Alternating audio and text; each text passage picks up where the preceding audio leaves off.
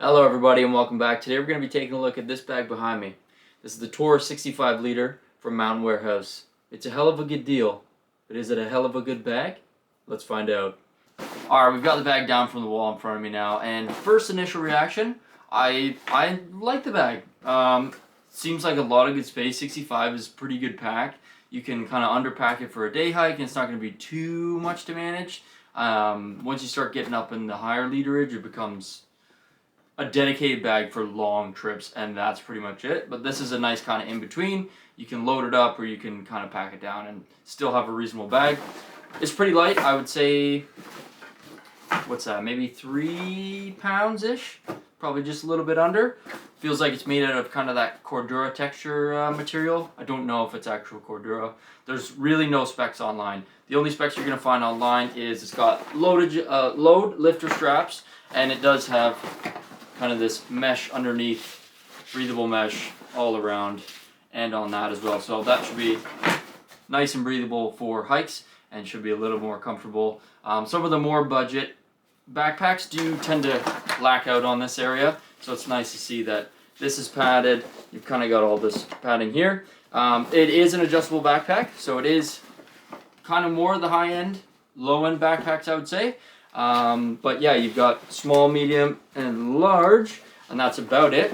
It's an internal frame backpack, so if we go ahead and we're going to lift off our lid here, and we're going to open up this nice big pouch inside.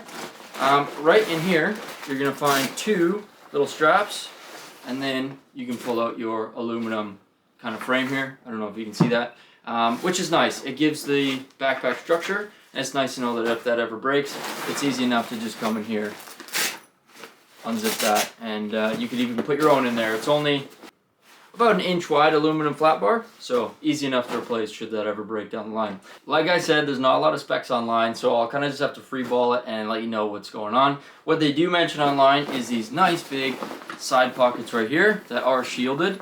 I find this kind of a pain. I thought it was going to be really nice, but the zippers are really cheap. They're okay, but you know as soon as you zip them up. So it's nice that they have the flap, because if that zipper does break, and when it does break, this isn't going to be completely useless, which I like. That was smart thinking. It's kind of got that rain flap. It's going to shed a lot of it. You can see just how big it is. Like I said, there's the rain flap. This is all one compartment. Same on this side. So it's got 2, what would I say, that's probably about 6-ish liters of storage on the side, so that's pretty good. That's a pretty good amount of space. You could probably fit your stove system on one side and cutlery, and then dishes, whatever you need, maybe a rain jacket or something, or your hammock, something quick that you need. On the front here, we've got some, I don't want to call them molly attachments, but they are kind of that molly style, and you've got 2 adjustable straps here that you could probably fit your either hiking poles on maybe, or your tarp, or probably more so your sleeping pad. So you can kind of stretch those out a bit. There you go. And you can probably clip something on. You're not obviously going to be able to fit something directly through that, but you can strap it onto there. And then, like I said, you've got these molly-esque attachments all down the front, which is pretty nice. It makes it a little more customizable. So moving to the top of the bag here, inside I've got all the packaging. I'll take that out. That was kind of just to puff it up. You can see in here, pretty big storage. And then you've got this kind of rain fly meets sin strap to really pack it down. And you can really overload this bag, which is nice. It does have this nice big stretchy lid. I will add, a lot of the components are flexible and stretchy, especially at the bottom. We'll get into that in a sec. But coming to the top of the bag, we have this nice big lid with 2 attachment points in front and 2 on the back. Those do actually feel pretty strong, no loose ends. It looks like they're pretty highly stitched, and that's going to be made out of webbing and kind of just plastic loops. But that's nice because you can pack a lot of stuff on top of the actual lid itself. So you've got a lot of storage options there. So on the inside of the lid, pop this guy open, we've got a nice internal zipper. So if you want to put your wallet in there, keys, anything that you don't necessarily need super quick, but you don't want buried inside the 65 liters. So we got a nice big zipper, again, runs the entire length of the lid. Zipper, I said it's nice, it's not that great. It's probably gonna break, and the material's not necessarily the most awesome, so I don't have high faith in that per se. On the outside of the lid, flip this around here. So looking at the top, I did actually find one zipper. So that is good news. I was pretty disappointed in that, and that's actually a pretty sizable pocket. Again, it's the Cordura material inside and out, and then kind of PU coated, so you have to watch for that. That's gonna flake off eventually. It's kind of known for that. Nice big pocket there that you can put all your stuff. So I'm sorry to everyone watching out there to lead you wrong, but there is, again, a pocket right at the back. Little bit of a weird spot to put it. Normally it's on the front, but that's kind of nice. It's protected by your head, and it does have a little rain flap as well. So that's good news. You got 65 liters, and then you got probably a couple more liters just in this little mesh fly alone that you can cinch up. And then this lid is stretchy on the sides. You do have these two clips on the front, so not only can you put stuff in between your lids as well as strap it to the molly panels, but you can also really extend this. As you can see, that is kind of the top of the bag here, and that is how much space you got in between. Do that. So these clip to the bottom, and then the bottom of the bag also does clip into there as well. So that's kind of nice. That'll take a lot of the load off of that. It runs the complete length, stitch to the bottom, stitch to the lid. So you don't really have to worry about anything breaking per se, maybe, because it's only webbing. Stitching might, but you got the buckles at least to rely on. But what I was saying is, you've got a lot of space here now between the actual lid and the backpack. You can see that you can fit a lot more stuff in there, and you can really extend this inner rain fly up, and you could probably get I don't know, you get a pretty significant amount more literage. You could probably bump this up to 70, 75, maybe 80, pushing it with this thing fully packed up to the lid. Well, we've looked at the top, we've looked at the middle. You got those nice big side pockets there, as you can see, kind of sized up to my head. Now let's talk about the bottom of this thing. This is where I feel the bag kind of goes wrong, and this kind of brings me to my biggest gripe with the bag per se, is these bottom pouches. Like I said, these straps are going to run from the bottom all the way to the top and connect in the middle, right? So that should make it nice and strong, but depending who you are, you may like this, may not. This 65 liter bag is accessible, prop it up like that, from the bottom here. So if you have your camping gear set up in here or your sleep system, it's easy to throw out, and it does have a bit of a rain fly around here that will kind of protect the zipper, and it is stretchy, so you can't overpack it, but it's not a great zipper. It's not really sturdy. It's not YKK zippers, which seems to be pretty much industry standards on the higher end backpacks. I believe it's SBS or something like that. They don't feel good. They're gonna break at some point. It's just a matter of when, not if, and that renders the bag completely useless. I like this bag because I was going for the one kind of tubular design with a couple little pockets and some pickup points, but as soon as this zipper breaks, this bag is useless. You do have these straps, I will say, to connect it to here, but this is going to be open, letting rain in. This bag goes to the junk as soon as this zipper breaks. So it's not like it's a side pouch zipper that breaks. It's not like it's the lid zipper that breaks. They have a crucial flaw right here, and I don't feel that they put a strong enough zipper on to make this backpack last, unfortunately. They went the mile with the webbing, they went the mile with the buckles, it feels like. It feels like it's a pretty good fit on the pads and the shoulders, lots of padding. They've got the internal frame. It checks every box, but the zippers, especially at the bottom. You can cheap out anywhere else, but at this bottom, as soon as that breaks, all your gear is gone. And honestly, out of the box, I had these side zippers both peel on me, which is fine. I was able to get it back in, no problem. And I did have this one already kind of peel from the corner, if you know what I'm talking about, kind of like when it separates, but it's still done up the rest of the way. So it's separating from the opposite side that it should be, which is easy to fix, but it doesn't give me great faith in the actual zipper of this bag, which is a shame because it's a really good bag. There's a lot of pickup points, a lot of space, and it's a great price. So that's kind of my only gripe. Again, you do have a pickup point on the bottom of the bag here. Let's take a look at that. You got one pickup point there, and I believe that's it actually. Nothing is going to come underneath. Pretty durable bottom, but again, that zipper, guys. That zipper. Inside on the bottom, you do have a little bit of a rain fly as well, just to kind of cinch it up. So you could probably put some wet gear under here, I would imagine, is what that's designed for. The inside is, again, all PU coated, or this polyurethane coating. That's going to peel, and it probably won't become waterproof. That's pretty normal, though, I would say, for most backpacks or anything with this PU coating. It flakes after a couple of years, I would say, or some hard use. Any people who've had soccer bags or gym bags know what I'm talking about. You find all those black flakes, all that good stuff. We got the bag back down on the table here. That's what we're working with.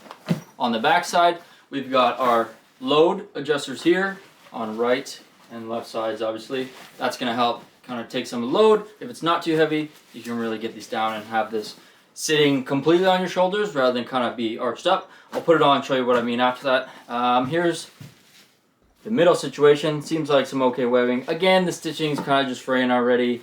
Ends are cut. That's what happens with cheap bag, guys. You got to remember that. So that seems pretty good. Buckle that up. You got the nice chest strap. That's going to help a lot with the heavier loads, especially from a 65 liter. And then you do have this bigger middle waistband. Again, it's going to be all this mesh here, breathable, very breathable and comfortable. So that's a plus as well. They did seem to put some good mesh on. Quality of this fabric, not so awesome. Wish they would have went with the Cordura style, but it'll have to do. Webbing seems good. No pickup points or anything on the back. You can see there. Do that. Easy adjustability, and it does have some of these loop hangers, I guess we'll call them. Just they take out the slack. I'll show you what I mean here. And they do have kind of these little elastic loops that you can throw your ends in to kind of get rid of some of that slack, or you can tape them up once you know exactly how this is going to fit. So, okay, I've got the bag here. I'm just kind of messing around with this. I'm going to put it on so you guys can kind of get a reference. I'm 6'2", so on me you'll get a size reference. It's set up for the large setting right now. Let's see what it looks like. I do only have a pillow in this, guys, but it feels really good. I feel like it's sitting pretty good, and it is kind of on the hips. I normally like this a little bit lower than where it is. You can kind of see that there. So for someone even taller than me, so 6'2 plus, I would stay away from this bag. I don't think it's going to fit. As far as I know, I've got it set up to the highest setting. So this is going to be right up here. And that's kind of, as I'm walking along, that's normally where it's going to ride up to. So that doesn't really feel too secure there. I do kind of have to push that down. And even still, it's really wanting to ride up there. Even with these kind of strapped out a little more. Yeah, that's really not liking that. So I can get it there. Again, 6'2", anything taller, stay away from this. That's going to be riding up too much. And it's just going to make for a super uncomfortable ride as you're walking around. This is going to sink up like that, and then it's doing nothing. But that's it on the front. Like I said, you got MOLLE straps all along here, load lifters here, which are doing their job pretty well. It's a really comfortable backpack. Straps are nice and thick. Bottom strap is thick if that were in the right place, and the padding is really nice. That's it on the back. Like I said, guys, not much going on. You do have some MOLLE attachment points here, which is pretty nice. So you can put on a knife, a watch. If you have a water bladder, you could probably stick that through here. I don't believe there's any spot for a water bladder on this bag, so that's one thing to keep in mind if that's important to you or you have that.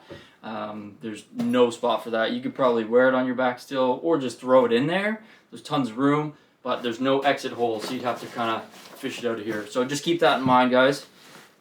Other than that, that's pretty much it for the back. A lot of MOLLE attachments on this, which is nice, even on the top here. And this, actually, feeling this here, that is hard plastic, so that's nice to know. You're going to have a little more support on your shoulders, but this is still nice, thick, though. Foam padding with that mesh, so it should be nice and breathable.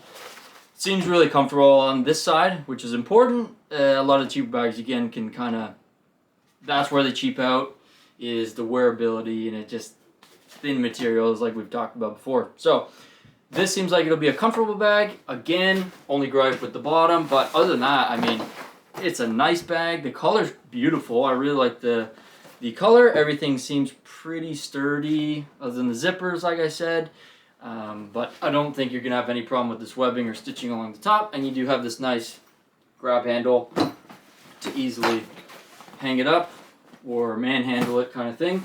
But blown up like this with the bag in it, or with the pillow in it, I should say, it's a good looking bag. It's really nice. I like the color. I like the finish on it. But like I said, this is kind of the only gripe. But enough about that.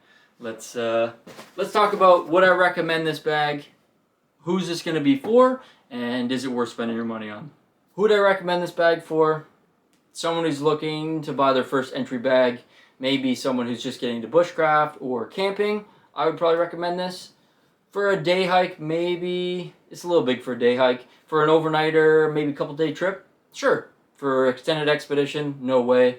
65 liters, one, isn't enough, and two, I don't know that I would trust it that much with, I don't want to say your life, but when you are going into the woods, you want gear that you can rely on, right? So if you do have a bag that's questionable, you are kind of putting some faith in that bag. I mean, everything you need to survive is going to be in here, right? So if that bottom blows open and you have no idea, and somehow that flap comes out, you're going to be in trouble. All your gear is going to be everywhere. And hopefully you've noticed, if you haven't, you're going to be backtracking quite a bit to go grab that gear.